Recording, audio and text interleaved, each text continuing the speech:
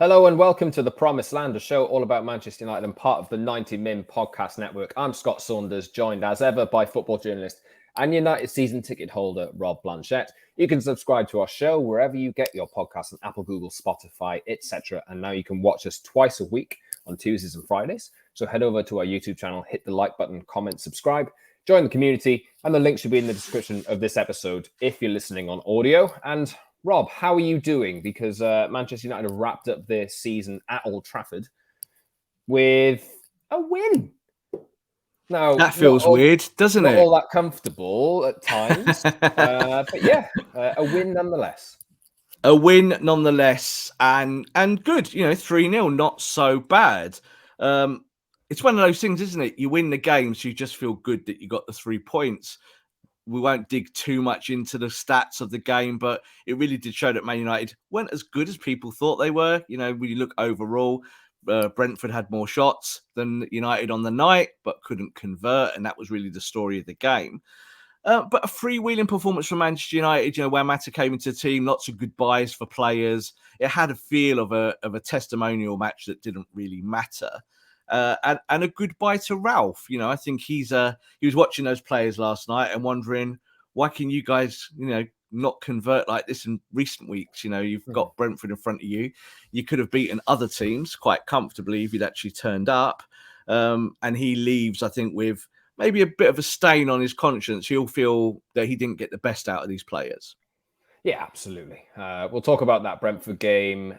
Well, early in the show, I would think. We've got a lot of players to talk about. Cristiano Ronaldo, as well as some of the players that will be leaving. Juan Mata, Nemanja Matic, Edinson Cavani, Jesse Lingard, with some comments that are floating around from his camp this morning as we record this on Tuesday. We'll talk about Marcus Rashford a little bit and some transfer talk on Frenkie De Jong as well. There might be some other players linked, but we'll do a little bit on Frenkie De Jong, a new name to the show.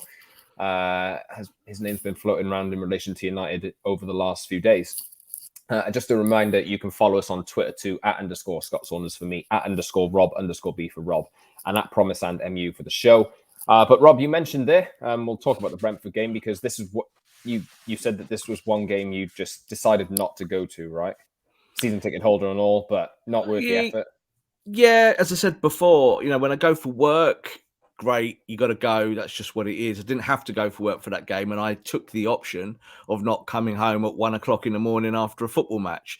So for me, I felt quite comfortable watching the game at home, decided to put my feet up and try and enjoy it. It's been a difficult thing this season, enjoying Manchester United games. But it wasn't Did you enjoy it? Did you enjoy it? Not really, because even though the result was good, there were still things that I saw in that match that I didn't like. Still lots of ill discipline, still lots of doing what they wanted. Ralph said it at the end of the game, and I thought it was really key because obviously he was saying, it's improved performance, blah, blah, blah, blah, blah. And the caveat was way too many sideways passes and back passes. And that's what I thought during the game. I was watching it, and there was bits where they were kind of doing little 2-yard passes on the halfway line for 10 minutes. And you were thinking, is this control or is this just not being that bothered? It's what's kind of somewhere in the middle, isn't it? So you get the win. No one's going to moan about that. 3-0 is a good result. But I think you saw last night just tiny tidbits as to why this season has gone south, why it's been a bad campaign. And that is that this is a massively indisciplined squad that just kind of does what it wants in football matches. Yeah, I mean, I'll ask the same question I asked you to myself. I actually did kind of enjoy it because it was nice not to see stress about United falling behind, conceding a stupid goal or something like that. And the whole vibe for the evening for me was more end of an era, in a sense. Yeah. Looking through the optimistic lens, it was, you're saying goodbye to Mata, Matic, Cavani, Jesse Lingard, other players in there too. Phil Jones, will we see him at Old Trafford again? Who knows? But he should be on his way out as well. Got a few minutes at the end. And it was just nice to have a little bit of relief from the doom and gloom of this entire season. I think that you could see that the pressure was off on the players. It doesn't look like United are going to come 8th now because Wolves' form has basically fallen off a cliff. They've got Man City and Liverpool to play in their last few games. You can't really see them turning that around. So it's either 6th or 7th for United. And I was looking at it through the lens of, do I really want to be in this Europa Conference League? That is going to be an absolute disaster. So please, I don't really care how it happens. Just please go and win to put some daylight between you and West Ham, because West Ham have got to play City as well in the last few games. I think they've just lost to Arsenal too. So I think they're 6 points clear although West Ham have a game in hand. But you'd think that United should be able to come 6th in the league and avoid that Conference League no matter what West Ham do in the Europa League now. Yeah, there's a level of stage management, but there's also a point now where the league table will just be whatever it is at the end of the campaign. The campaign has been a failure. So, you're judged on your results. You're judged on, I think, through the season, when you look at patches of form of how you managed adversity. And I think Ralph again did say it yesterday, where he said, we have had good performances, and we definitely have. During Ralph's tenure, there were bits where it started to look like it was making sense, but the results fell off a cliff, and the results fell off the cliff because of the players. So, we can talk tactics till we're blue in the face, but it's up to these players to turn up for work, Scott, and do their job. Now, last night, there was no pressure to do their job, so they were all right. Yeah, they got on with it. They won 3-0 against a Brentford side who also haven't got any pressure. So it was one of those games. So like you said there, I kind of enjoyed it for that you scored some goals, but I didn't really have anything wholesome at the end of it. It was like the end of the game. The match, do you know what? They blew the whistle, and obviously loads of fans stayed. I just kind of thought, quite glad I'm not standing there right now at 10 o'clock at night. That's what I was just thinking, because I always clap the players off. I'm there every season. Yeah, it's a lot. I haven't missed an end of game season for a long time at home, many, many years, 20 years. I didn't want to clap them off. I just didn't feel anything for this set of players. So the outgoing players, thank you for your service, but it's essential that they go, because we need new players. And it's the only way you're going to get them. So, as you said, we'll mention a few of them here today. But overall, there's not one of those players that I kind of think affected Manchester United positively during their tenure at the football club. And that is a real big shame, not just on the players, but on the club itself, because they were the ones who recruited them. Yes, indeed. We'll talk about. I do want to talk about Juan Mata in a little bit, but we'll get to him because I have a few things to say on what his transfer kind of symbolized. It's kind of a era of mismanagement, this kind of thing.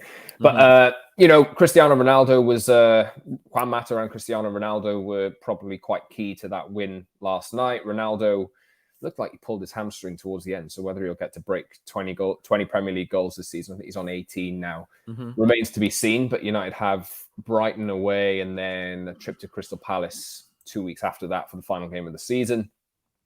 So he's in scoring form, had one disallowed and scored a penalty. What did you make of his performance? And we'll go to Ronaldo's future now as well, if you want, because there was one moment where he actually chased back. I don't know whether and chase back and put a successful tackle in. Yep. It seemed like, I don't know, like whatever you want to say about Ronaldo, I think he feels like he has a point to prove, and he knows that. What do you think, Rob? I think that Cristiano understands the issues at Manchester United. I think he does. I think he understands that part of the issues at the football club is that players don't run enough. So we've definitely seen an uptick in his performances in terms of output, in terms of physical output. Even look at the goal for the penalty where he goes and puts his shoulder in on the defender. That's not something we were seeing earlier in the season with Cristiano. It wasn't like that. It was, I described it as freewheeling at the start of the show. And that's how Man United have been kind of trying to play this open style of football where, you roll the dice. So Cristiano, you're right. He ran back. He made that big tackle. That's great, isn't it? But if your whole team is not doing it, doesn't matter if Cristiano's doing it or not. And this is why I've said before, it's not whether he is the problem, but it starts at the top of the pitch where you're not doing a press. So yesterday, no pressure. Everyone can do what they want. Cristiano has a little bit of a run around. He's definitely putting it in. There's no doubt about it. He's putting the effort in because there's pressure on him. People know that he knows that people are talking about him and saying, well, you are the problem. So he wants to prove that he's not the problem. And of course, he's always going to score goals, Scott. He's always going to score goals. 18 goals, very, very good. Well done. We know he scores goals. What we're not talking about is the 14 big chances he's missed this season.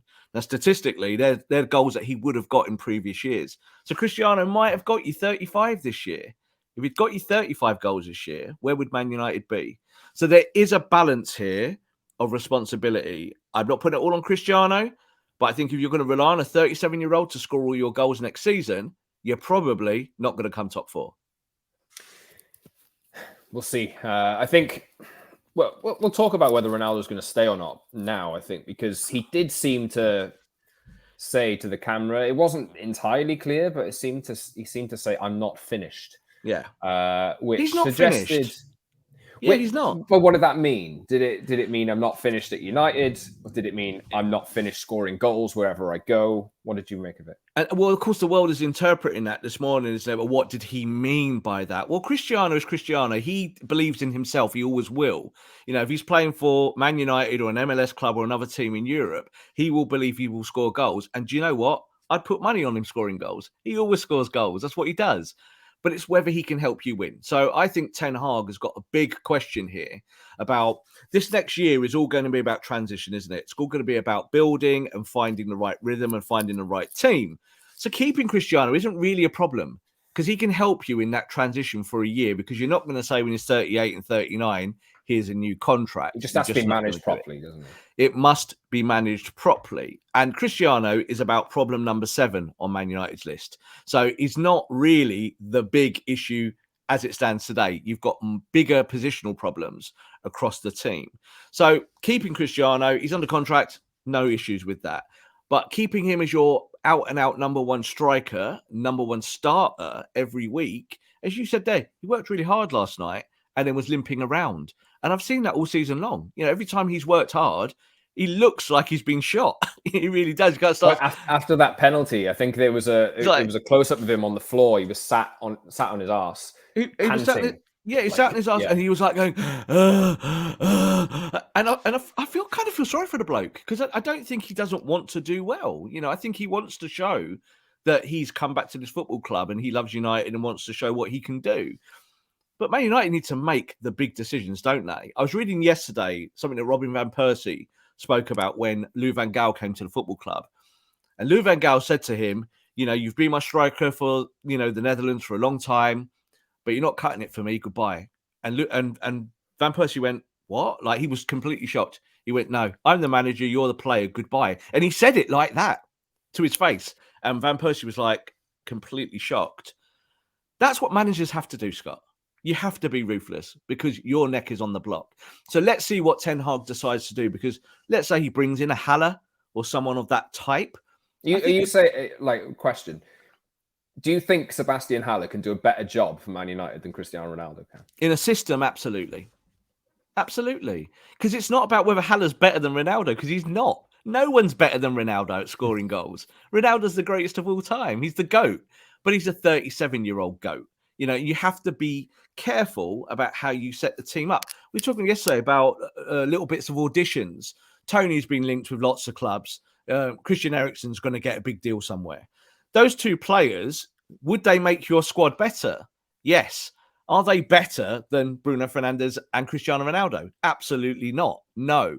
But this is not what it's about. You've got to build your squad holistically. You've got to have the pieces that work. It's like a clock face. I always say this, all those like 50 or 60 pieces that move and move and move, just so the ticker moves around like that as you look at the clock face. Manchester United needs some of that now. We need to build from the bottom up, because a lot of those pieces in that clock are rotten, and some of them have gone now because that was their last game at Old Trafford. Yeah, I think Ralf Rangnick has said numerous times over the last few days and weeks that United can't rely on Ronaldo, although he has said something along the lines of, why should he not be part of the squad and help the team? I think I make this comparison to, and I've done it on this show before, Thiago Silva at Chelsea. Mm-hmm. I know they're massively different positions, but they're the same age, different pressures and all this kind of stuff. But Thiago Silva has been widely praised for his performances at Chelsea, but he's playing a bit part role. Like he plays at he's well protected in the middle of a back three. Mm-hmm. He's utilized properly, and Chelsea can make the most of his experience. Mm-hmm. But he doesn't play every game. Nope. And I think this is something that United need to address. If they're going to keep Ronaldo, they need somebody to take the load off him and to introduce him at certain points. Because, whether that's they save him for Premier League duty or they bring him on at times to go and nick a goal when they need one or something like that, there's not many people out there who can go and score a goal when you need one as well as Ronaldo can. He does need more support. And I think Ralph has said that United need at least 2 or 3 strikers, inclusive of Ronaldo, so maybe 2 extra strikers with, a massive lack of options up there now with Cavani going, Mason Greenwood not playing anymore and this kind of thing. So, it remains to be seen how many players United do bring in. But do you think Ronaldo ends up staying, or do you think Ten Hag will go, nah, I've had enough, goodbye? The general vibe undoubtedly at the moment is that Cristiano will stay. He wants to stay. And I think if he wants to stay, you probably don't let him go. He's too big of an asset to you, both commercially and on the football pitch. Like, he's the only one who scored goals this year. So there is that. So I get why Cristiano Ronaldo fans who love him and adore him and can't think of a world without him are like, well, he's not your problem. And I think it is right that when you look at Ronaldo and you look at the strike force at Man United, what's been the issues this year? Greenwood, we don't need to go into that. Cavani, huge issue. 6 games all he played this year. That's not particularly good for the Premier League. You needed more from him in terms of productivity. You look at Rashford. Rashford's been poor. Martial's not even at the football club anymore. That's a lot of goals out of 4 players and leaving it on Cristiano's neck. But the problem also is, Scott, as you said there, is that Cristiano demands to start every game. So this is where Ten Hag will need to come in and say, do you know what? Yes, Cristiano, you've got a year here. I will use you, but I'll look after you. And you must understand that being substituted is not besmirking your reputation. We saw what happened, didn't we, when he got substituted at Brentford, how he spent 15 minutes having a proper sulk, crying, arms in the air, looking like a petulant 12-year-old. We don't need that at Manchester United, Scott. We don't. That's not leadership, and that isn't a veteran helping the squad. So he needs to learn that even though he is the GOAT, that he has his place at Manchester United. And if he does not accept that, then you sell him. That's the way it has to be. Then you say, right, goodbye, because this club has to move forward. It can't keep treading water. Prolong his legacy as well if he's protected, if his legs are protected, if his engine's protected, all this kind of stuff. He's spoken about how he wants to play into his 40s. He could play in another league each and every week, but, But there's also the Champions League question, like, as the years run out on him, does he want another campaign in Champions League? You might look at someone like Real Madrid and think, I'd rather sit on Real Madrid's bench rather than Man United's. This is the thing. He's got options because he's still a great goal scorer. There's no doubt about that. But I think he will stay because he's settled in the Northwest and he does have these ambitions to coach. So this is something that came out of his camp a while ago. So maybe, just maybe, you might see a transition there over the next year or two, that if Ten Hag comes in and they click and they hit it off, that Ronaldo becomes a vital person behind the scenes on the training pitch. Now, that's just speculation, but I think that's somewhere, if Ronaldo wants to stay at a football club, then he'll stay at Man United for those kind of reasons. He's not going to stay at Man United because he wants to win Europa League. That is not a thing. So let's just see, wait what happens. He's not the biggest problem at Man United, but the striking position is. You need strikers around that position who can score goals, who can rotate and win you matches. And that's why someone like Haller would help you loads in that context. He's not the only striker out there. As we said, Tony also being linked with big football clubs. You've got to go out there and find these players, Scott, that help you. Did you see Ronaldo's son and Nemanja Matic's son recreating the goal that Ronaldo scored against Chelsea?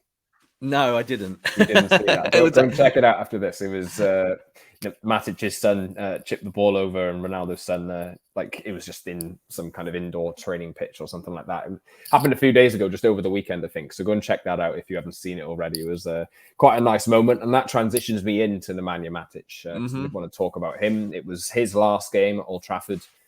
On Monday night. Obviously, he's been one of United's better players over the last few weeks, but obviously, it's not a big competition, is it? To be honest, Matic's legs have gone. He's not able to play. You're seeing him start every single game now, but before United absolutely ran out of options in midfield, he would be managed. He'd play every other game, or he'd come on for a substitute appearance and this kind of thing. He was one player who said goodbye. Edinson Cavani came on after an absence of God knows how long. clapped the fans and said goodbye. And Juan Mata as well. I don't know who you want to talk about first here, Rob, but I think Mata's probably the chunkiest part of this section because obviously we talked about Cavani. We've known he's going to go for a while. Matic has confirmed he's going to go a few weeks ago. And then Juan Mata was picked at number 10 and dictated play, kept things ticking over. And he was unlucky not to get man of the match last night. Again, this goes down to about what you do within systems and how you outlay yourself, how you actually put the ball on the deck and play football. So you're right, Juan Mata had a really good game. And in fact, the little cameos that he's had this season, I think he's been good. He's come on, he affects the game in different ways. What you saw last night was Juan Mata playing as a traditional 10. Now, when Man United signed him from Chelsea, he was one of the best number 10s in the world. A World Cup winner, won trophies with Chelsea, and had fallen out of favour with Jose Mourinho, like everyone falls out of favour with Jose Mourinho. He came to Man United, it was a bit of a steal, and then we've spent his whole career at United not playing him where he's best. So you look at Juan Mata, he's going to exit the football club. He showed more control in that number 10 position than Bruno Fernandes has at all this season. Every time Bruno's the number 10, Bruno just goes on a holiday across the football pitch wherever he wants to play. But what you saw was Mata supporting that function in the pocket and keeping the ball, possession. United's best possession game of the season, I think, at Old Trafford, well over 60%. And that helps you win the football match, doesn't it? That's where you go. That's how the game works. Manchester United are normally filthy in possession, awful, well below 50% to other teams that shouldn't be better than them on the ball. And this is why I think that Juan Mata has been a confusing point because he gives you that. He's in your squad and you don't use him. So that's on Ralph. That's on Ole Gunnar Solskjaer. That's on the whole setup at Man United. I think there's a problem there with bigger players dominating the starting sheet. But I feel sorry for Juan Mata because when he signed for United, I was very happy. I was really happy that he was coming. Wow. I thought he'd be a superstar at United. And I thought if we wanted to be a creative entity at the top end of the pitch, Juan Mata would be a huge part of that. And the truth is he hasn't. So those players all leaving last night, all leave under a little bit of a cloud, not just because of the performances and results, but they certainly haven't fulfilled their potential on the day that they signed for Manchester United. Yeah, I tweeted last night in reaction to it. It's just on the stroke of half time that it's taken United 8 years and Juan Mata's final appearance at Old Trafford for them to realise that he is a number 10 because he was really good. And you could tell he was really integral to United's win last night. But I alluded to earlier in the show that I felt like this game was a bit of an end of an era. And I think that's probably why. I was looking at the fact that it was Mata's last game at Old Trafford, how they've misused him over the last few years. And I think under David Moyes, there was Marouane Fellaini. And then in the January, Juan Mata was signed as well. And Gary Neville pointed out on commentary, he said, two good players in their own right, but massively different. And that was the kind of start of United buying not for an identity. And I feel like the fact that Juan Mata is now leaving, you can kind of look at it and think, and all the changes that are being made structurally above who the manager is and this kind of thing, we'll probably talk about that in future shows. It seems like United, or maybe this is the optimist in me, are recognizing what they've done wrong. And I was looking at Juan Mata and thinking, that's 8 years worth. If you want to summarize United's last 8 years of failure in one transfer, it's Juan Mata because they bought him for a lot of money. It was a good deal in terms of value at the time. It was still a lot of money, 38, 40 million or whatever it was. Played him on the right half the time, played him on the bench half the time. And now in the last game, they've realized, oh, actually, this is where he's most effective. So I'm kind of hoping United can end this chapter, turn a page and start afresh. Yeah, I heard Gary's comments about that last night. I think it's important to add a little bit of context to that in the sense that it was David Moyes. David Moyes got two signings. He got Fellaini and he got Mata. And I think that was trying to reboot the whole kind of Everton tactic of Fellaini and Pienaar. So this was kind of what Mata was like a huge upgrade on Pienaar, like as I said, a World Cup winner, someone who's got these elite level talent set. But United came in, never really played him as a 10, never played Fellaini in the right position either. Fellaini was so good on the left of the Everton attack and then played as a defensive midfielder for Man United and everywhere else, but where he was happiest. And it was the same for Juan Mata. I think what you see, Scott, is that all of these transfers all the way through. And I think the one that really gets me is Angel Di Maria. I think that's the crucial one where you felt that your strategy was Galactico. I need Galacticos. This is how I make this better. And United looked for those players consistently over 8 years. They did. And that has been the downfall. So I certainly don't look at the Mata transfer in isolation and think that was really a massive problem. I think it was a good transfer if you used him properly. So that some of that is coaching, some of that is decision making. But I think it also shows that Man United just do not have a recruitment policy. They don't have a proper one, like where you bring someone in to do a job. So now you hope that Erik ten Hag will look at those things and go, well, you're good. I'll use you and maybe change how you play. But you're not very good. You're not very good. Cristiano, you need to sit on the bench a little bit more. But that's on me. I'm the coach. And yes, Haller starts this week. Yes, Tony starts this week. Man United fans going up in arms because their boy's not starting. But it's tough, isn't it? So I think Juan Mata kind of fell out of favour over the years because of quite a lot of that poor recruitment around him and trying different things. And, you bring in Donny van der Beek and he's supposed to be a number 10 alternative. Then he doesn't ever play, goes to Everton, still doesn't play. It's a problem, isn't it? You see these issues crop up in every position, time after time after time. So we haven't spoken, Rob, since the news broke of Matt Judge's resignation or departure. Obviously, I think it's not happened yet, but it broke last week that he would be leaving the club. And he has been, in combination with Edward, perhaps the person that the fans put as the responsible one for these transfer failures over the last 8 years or 10 years or however long you want to say it's been. How significant is that? It is significant. And the reason why is because of the makeup of the boardroom. So as an individual, Matt Judge doesn't really get a say on players. He doesn't say, oh, yeah, I like him. Let's go and get him. Now, Ed Woodward has done that. Ed Woodward, as he was once called by Matt Judge, I think it was Richard Arnold called him the director of football. And it was a bit like, really? But I think when you look at Matt Judge, he is the chief negotiator at Manchester United. And even though he's only been called that for 2 or 3 years, he's been doing that job since day dot. He's been the guy that goes in with the briefcase, with the contract and says, sign this or don't sign it, but I'm going to negotiate with you. And when you talk to other people at other football clubs who've dealt with Matt Judge, have always said he's really good. Great negotiator, very fair, doesn't leak information, doesn't play the game, just very straight. But the problem with Matt Judge is that he has been Ed Woodward's right arm since forever.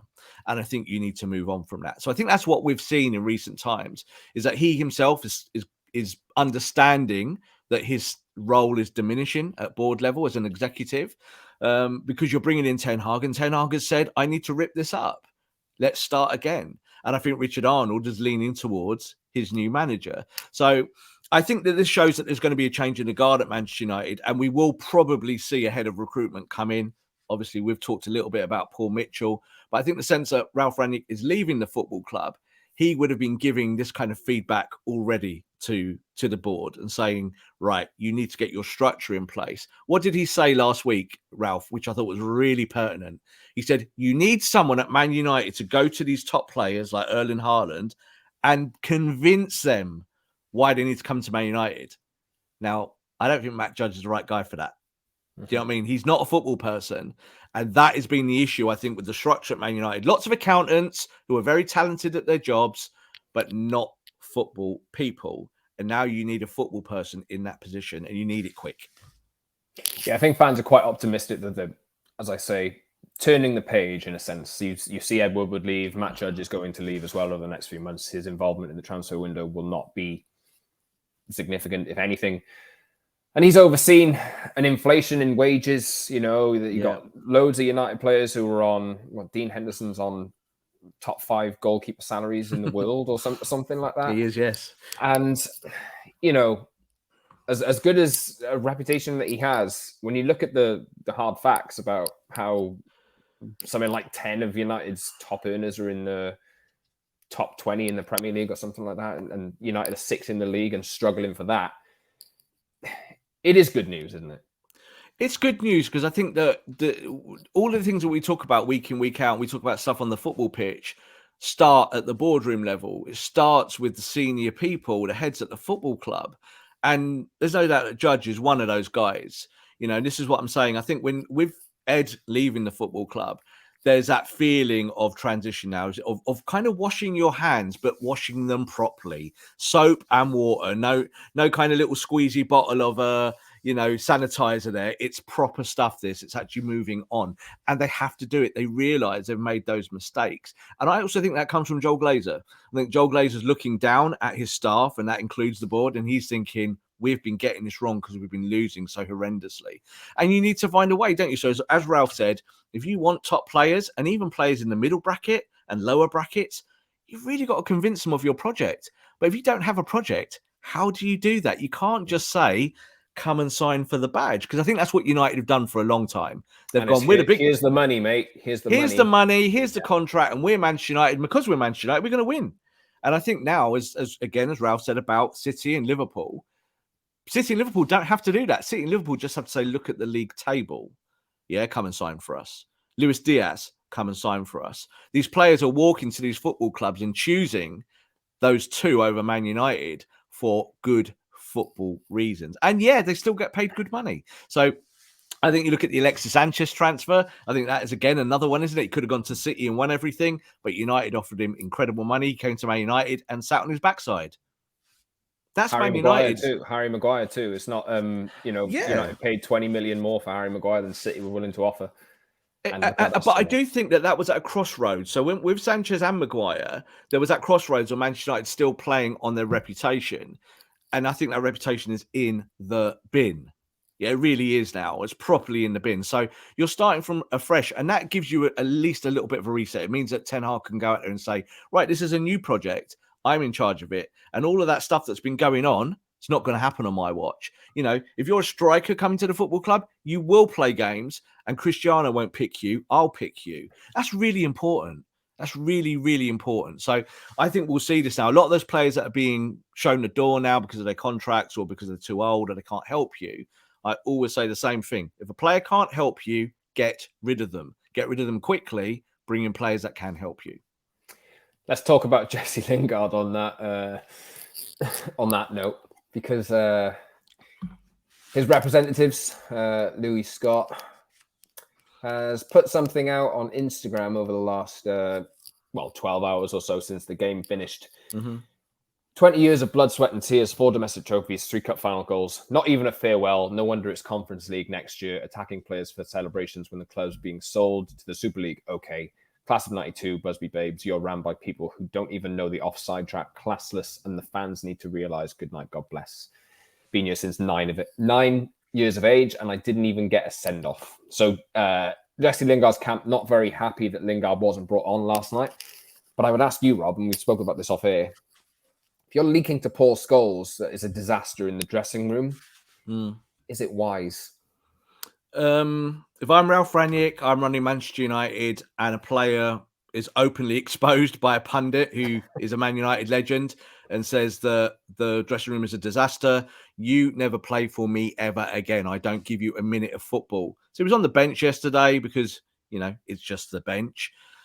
But Jesse Lingard, he deserved a send-off, but he negated that. That's on him. So, when we talk about toxicity at a football club, it's like all of that stuff around the dressing room, not necessarily what's going on inside it. I quite often say that dressing rooms can still be harmonious even when you're not winning, because you're trying to at least be focused as a collective. But every Man United player would have read that today, and they'll know some of the inside scoop because they're there. And there'll be some players that will look at that and go, that disgusts me. Jesse, that's bad form. You need to sort your people out. And there'll be some others who are Jesse's mates going, that's spot on. So that's the problem, isn't it, the football club? You need to be a manager. You have to manage all those things. I'm not surprised that Ralph didn't give him a minute. I think that Jesse burnt his bridges. That's on you, Jesse. Go to your next football club. Thank you for your service. He loves Man United. We loved him while he was at the football club. He didn't quite hit the standard. Go and enjoy your career at Newcastle or West Ham or wherever you want to go. AC Milan are knocking on your door. Good luck to you. But no tears either, Scott. Like, this is the whole thing about football. we've got to be a little bit more ruthless when it comes to these things. There's no such thing as jobs for the boys. It's got to be about how you play and how you perform. And that goes from players to managers to the top level of the football club. Jesse Lingard is part of that. Goodbye. God bless. Good luck in the future. But it's just a job, mate. At the end of the day, you're a footballer. Go and do your job and go and do it somewhere else, because it didn't work at Man United. It hasn't worked this season. He came back to play from West Ham, had a great season, but you've got to do it every week. And if you don't do it every week, you don't play. Yeah, exactly. Whether you would like to defend Lingard for, whether it is probably on him for being, I think there was a conversation at the start of the season where Ollie said to him that he would like to use him. There was a scope for first team action, after he'd returned from that West Ham loan deal, which was ended up really good for him. But he had an opportunity to leave in the summer, an opportunity to leave in January, although I think the thing with Mason Greenwood ended up stopping that. But I think Lingard should have taken control of his own career. And even me, as just somebody on the outside, hearing that Lingard was kind of promised minutes and this kind of thing, you could never see that happening after Jadon Sancho was signed and Marcus Rashford was coming back from injury, and you would hope that he'd have kicked on. Cristiano Ronaldo, Edinson Cavani, and all these different players. It was never going to be. Lingard should have taken control last season and left, for me. And Absolutely. It's a shame how it's turned out, but at the end of the day, like you say, Rob, you have to be ruthless. You have to be ruthless. I get why Ole wanted him back. After you saw his form at West Ham, you're thinking, do we really want to let this player go? Now, Jesse Lingard was always very keen to come back to Manchester. That was his idea. He wanted to do that. He liked the idea of being in London with West Ham. He had a great time there, but it was more about forcing his way back at Man United. And look, it looked like he'd done that, didn't it?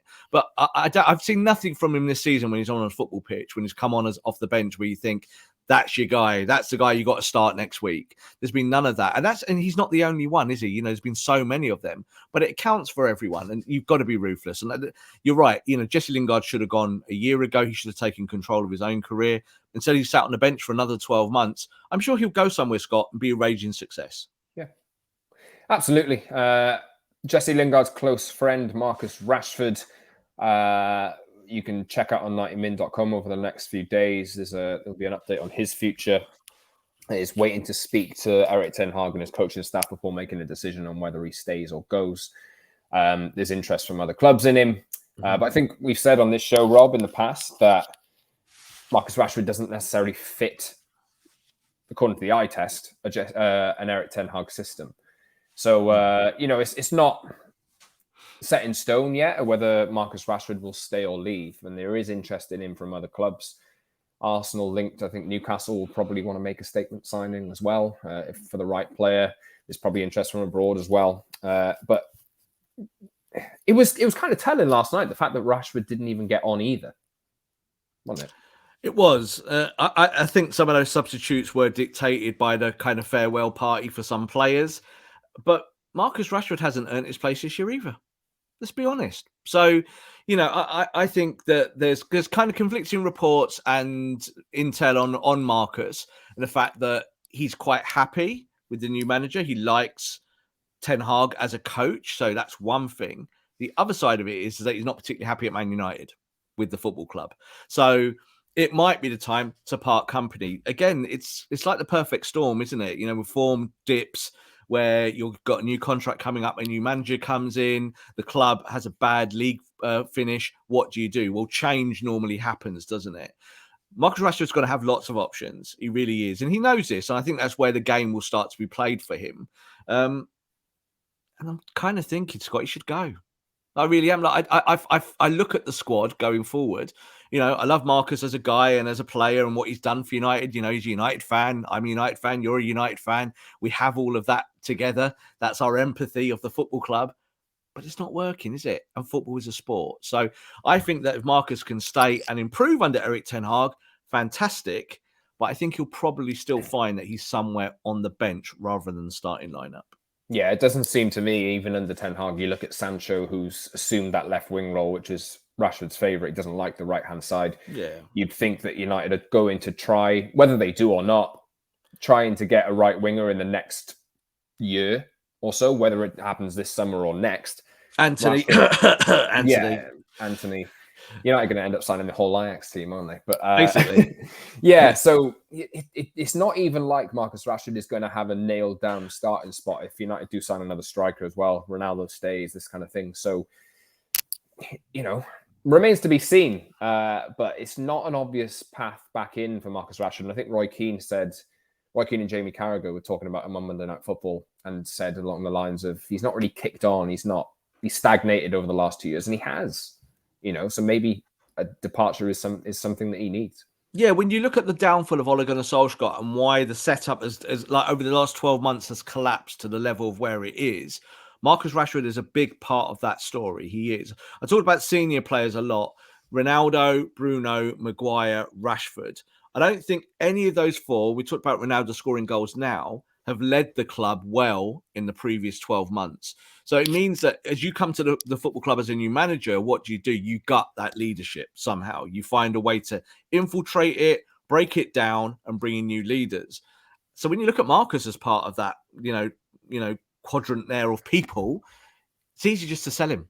He's on that part of his contract, sell him, get a good fee for him, bring in someone like Anthony. You probably could get Anthony for the price of a Rashford. Yeah. And you're upgrading the position. So that's exactly how the management are going to look at it. And this is the whole thing now that if Paul Mitchell comes in, Paul Mitchell will probably look at that and go, I could get a player who does more for us than Marcus Rashford at the moment for a lot less money. And the Glazers are going to go for it. We won't give this guy a contract. They're going to talk to Marcus about a deal. There's no doubt about that because he's still a figurehead at Man United. But he's got to prove it. He's got to earn it. He's got to show Ten Hag that he's still a valid footballer. As it stands at the moment, if there was a World Cup tomorrow, Scott, he doesn't go with England. He doesn't. He's not good enough at the moment. And I think Elanga has shown this year that a bit of endeavour and a bit of youth can get you ahead of Marcus Rashford. And that's a real damning point on the player. Yeah, we'll talk about Marcus Rashford a little bit more in the next few weeks, I'm sure, because his future is not resolved yet. We do need to wrap up quite soon, Rob, but we will do a little quick section on Frenkie De Jong, who's been linked with Man United in recent days.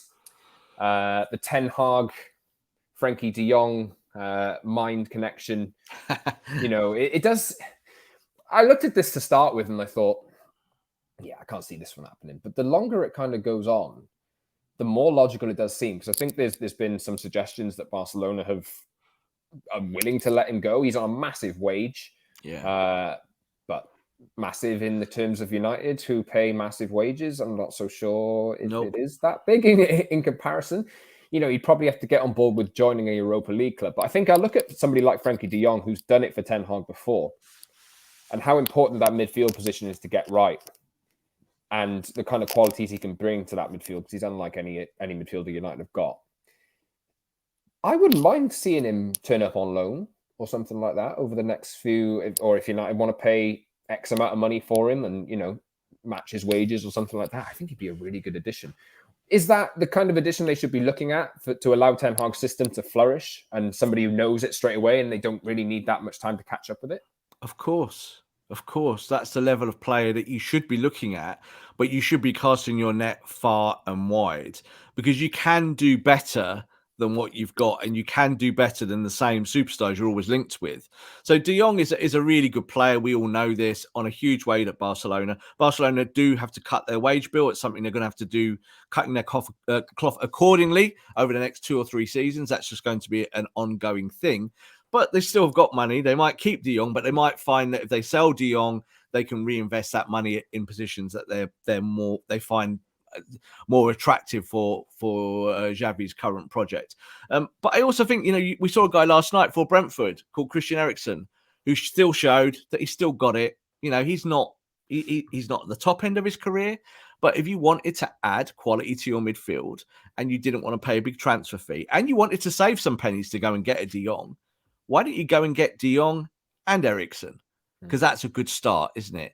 You need more control and flair in the middle of the pitch. So this is something, again, that Ten Hag's going to have to work out very quickly. Because I think we saw last night that if you go along with the Matiches and the McTominays and then you kind of drop a Mata in, still don't really do what you want to do. You need to bring in players in that position that can perform week in, week out.